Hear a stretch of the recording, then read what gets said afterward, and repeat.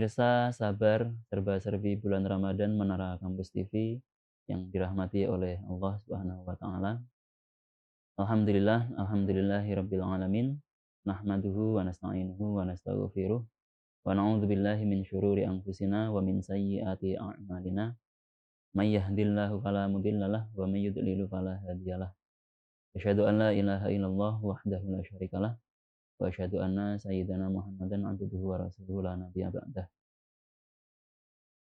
Pemirsa, sabar yang dirahmati oleh Allah, bahwa sesungguhnya salah satu ciri yang dimiliki oleh agama Islam yang merupakan perintah Allah terhadap umat Islam itu adalah kekhususan-kekhususan tertentu dalam bentuk ibadah yang dilaksanakan dalam waktu-waktu tertentu. Kita ambil contoh misalnya ibadah haji. Ibadah haji itu hanya diperuntukkan bagi umat Islam dan hanya dilaksanakan pada waktu-waktu tertentu.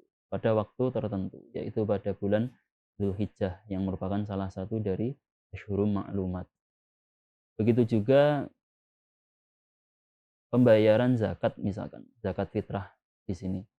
Itu juga hanya dilaksanakan pada waktu panjang bulan Ramadan dan memiliki keafdolan atau keutamaan dilaksanakan ketika mendekati Hari Raya Idul Fitri. Termasuk juga waktu sholat itu juga memiliki kekhususannya sendiri-sendiri. Jadi ada sholat wajib yang itu dilaksanakan dalam sehari selama 5 waktu, yang itu memiliki waktunya sendiri. Kemudian ada ibadah sholat selain sholat wajib yang disebut sebagai sholat sunnah yang juga memiliki waktunya sendiri. Nah, dalam hal ini pada bulan Ramadan ini ada satu sholat yang memang hanya dikhususkan dilaksanakan pada bulan Ramadan dan tidak dilaksanakan pada bulan-bulan yang lain, yaitu sholat tarawih. Jadi sholat tarawih itu hanya dilakukan pada bulan Ramadan dan hanya dilakukan oleh umat Islam. Jadi khusus pada bulan Ramadan ada tambahan ibadah sholat sunnah yang dianjurkan oleh Nabi Muhammad SAW kepada umat Islam berupa sholat tarawih. Pemirsa sabar yang dirahmati oleh Allah, adapun sholat tarawih itu mulai dilaksanakan oleh Rasulullah berbarengan dengan pensyariatan puasa atau perintah melaksanakan puasa yang turun pada tahun kedua Hijriah berupa turunnya surat Al-Baqarah ayat 183. Sebagaimana bunyinya yaitu Bismillahirrahmanirrahim. Ya ayyuhalladzina amanu kutiba alaikumusyamu kama kutiba alal ladzina min qablikum la'allakum tattaqun. Tepatnya ayat ini diturunkan pada bulan Sya'ban atau kurang lebih 1 bulan sebelum datangnya bulan Ramadan pada tahun kedua Hijriah atau setelah hijrahnya Nabi dari Mekah ke Madinah. Kemudian dengan adanya ayat 183 surat Al-Baqarah tersebut, umat Islam diwajibkan untuk melaksanakan ibadah puasa yang sebelumnya belum ada kewajiban untuk melaksanakan ibadah puasa pada bulan Ramadan. Nah, pada saat itu juga pada tahun kedua Hijriah itu kemudian pada suatu malam Rasulullah itu keluar dari rumah beliau menuju ke masjid, kemudian melaksanakan sholat di masjid. Pada waktu itu Rasulullah tidak mengajak sahabat untuk sholat bersama beliau. Tidak ada istilah dalam bahasa Jawa itu woro-woro kepada sahabat untuk melaksanakan sholat berjamaah dengan beliau pada malam bulan Ramadan, kecuali hanya untuk sholat-sholat fardu. Kemudian pada malam kedua akhirnya ada sahabat yang mengikuti sholat yang dilaksanakan oleh Rasulullah. Begitu juga pada malam ketiga, semakin banyak sahabat yang mengikuti sholat di belakang Rasulullah.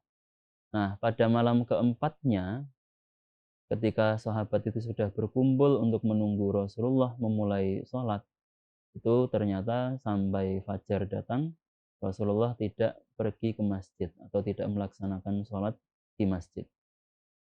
Nah, akhirnya kemudian eh, ketika sholat subuh datang, selesai sholat subuh, Rasulullah secara secara bahasa menyampaikan kepada sahabat bahwa alasan beliau tidak datang pada malam keempat itu adalah karena takut apabila sholat tarawih atau sholat malam yang dilaksanakan oleh beliau selama 3 hari berturut-turut itu, yang diikuti oleh sahabat itu, kemudian diwajibkan oleh Allah Subhanahu wa Ta'ala dan memberatkan umat Islam.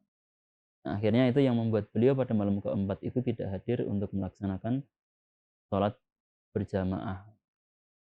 Nah, sholat berjamaah yang dilaksanakan oleh Rasulullah ini kemudian oleh para ulama disebut sebagai sholat tarawih, yang berasal dari kata roha atau beristirahat.